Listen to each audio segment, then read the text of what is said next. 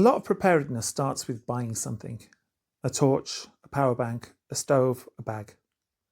That feels productive, and sometimes it is. But there's a gap between owning a piece of kit and being able to rely on it. Most useful preps are not the ones sitting untouched in perfect condition. They're the ones that already have a place in your life.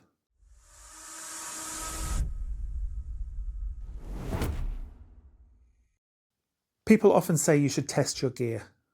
They're right. It's far better to find problems on an ordinary day than during a power cut, a travel mess, or a freezing wet evening when you actually need the thing to work. Even so, a single test only tells you so much.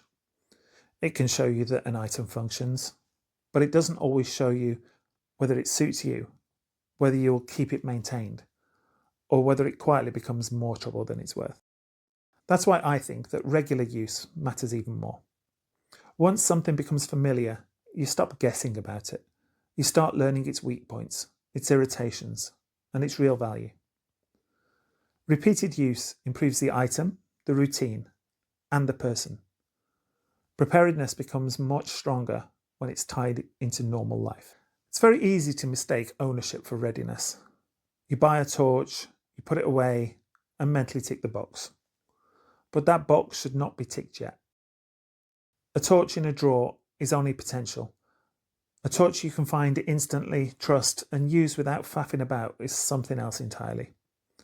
That same problem turns up across preparedness. Repeated use changes everything. A stove can look brilliant on the shelf and turn out to be awkward in the hand. A bag can seem sensible until you've carried it long enough to notice what rubs, what shifts, and what you never reach for. Stored food can look reassuring right up until the point when you remember you actually don't enjoy eating it. My Kelly kettle is a good example of this. The first time I got it outside, I did get it to boil, but it took about half an hour because I was underfeeding it. The second time was faster, but it was still obvious that there was room for improvement. Since then, I've had it out 10, 12 times, and the whole thing has gradually tightened up. Boil times came down to single digits. I tried different fuels. I settled into a cleaning routine. I collected a proper kit for the accessories. I chose a long-nosed lighter because it made lighting it easier. And I got a little box for unused charcoal after a burn. None of that was some grand optimization project. It just came together through repeated use. Each time, something got a little smoother. Now when I use it, I'm not wandering around looking for bits or improving the basics. That's a much better place to be than simply knowing that, in theory, the kettle works. Repeated use does more than prove the gear works. It shapes the routine around it. You end up knowing where things live, what needs topping up, what goes together, what can be ignored, and what keeps going missing.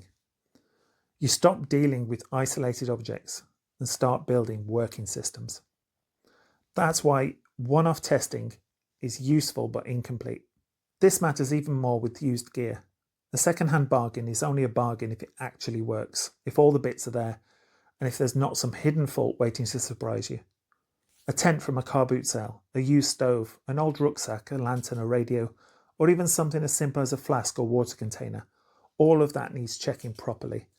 Old kit can be brilliant value, but it comes with more uncertainty attached to it.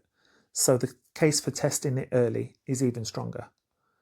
A test answers the question, does it work at all? And more regular use answers the more important question, does this actually work for me? Where readiness really fails. The trouble is rarely dramatic. More often it's something small and stupid, a missing cable, an awkward charging routine, a pocket that looked clever and proves annoying in practice.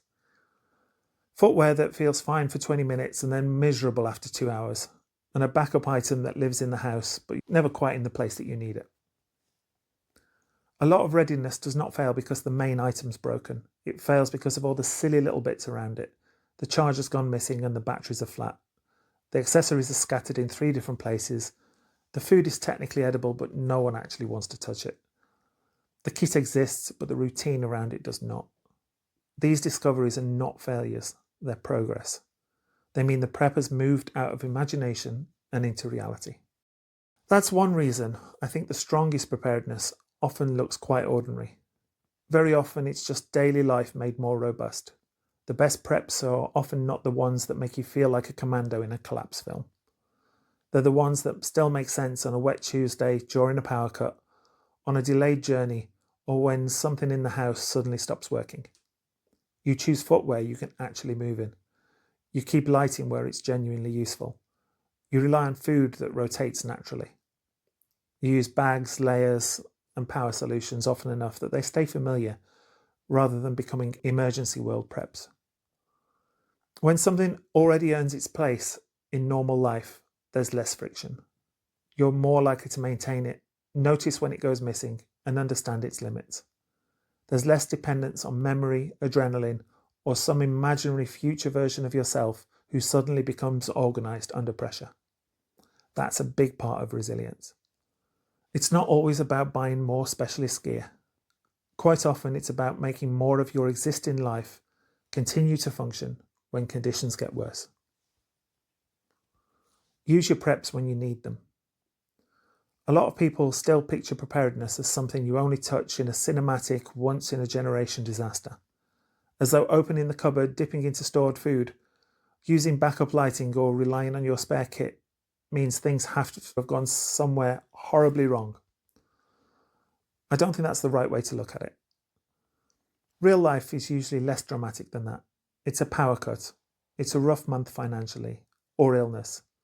It's travel disruption, or it's an awkward patch where having a bit of depth makes life much less painful. If your preps help you get through that sort of period, that's not failure. That's success. That's what they're for. In fact, I'd go further than that. Preparedness should not just help you survive some fantasy collapse. It should make ordinary life easier and more productive. Once food storage, backup lighting, spare power, decent clothing, or alternate cooking methods are tied into real life, you stop treating them as museum pieces. They become part of a cycle. You use them when needed, and when life settles down again, you rebuild the system. That's not backsliding, that's the system working. I'm not saying every prep has to be in constant use. Some things really are backups, and that's perfectly fine. But even backup items need some relationship with reality. They need checking, charging, rotating, inspecting, or occasional use. Otherwise, they're just promises you've made to yourself. And stress is a bad moment to discover that those promises were optimistic. So yes, test your preps, but use them when real life allows for it. Just do not confuse a successful test with the end of the job. The aim is not to prove that an item can work once under decent conditions. The aim is to know it well enough that it still works when you're tired, rushed, cold, irritating, or dealing with 3 other problems at the same time. That's why the best preps are usually the ones you actually use. They're familiar, they're active, they already have survived contact with real life. And that makes them far more trustworthy than something you bought, admired, and quietly forgot about. Take a look at the things you count as preparedness. Which ones are part of your life already? And which ones have only had a trial run? And which ones are just sitting there waiting for a version of you that may never turn up? That's usually where the next improvement is hiding. Thank you very much for your time and attention, and I look forward to our next video.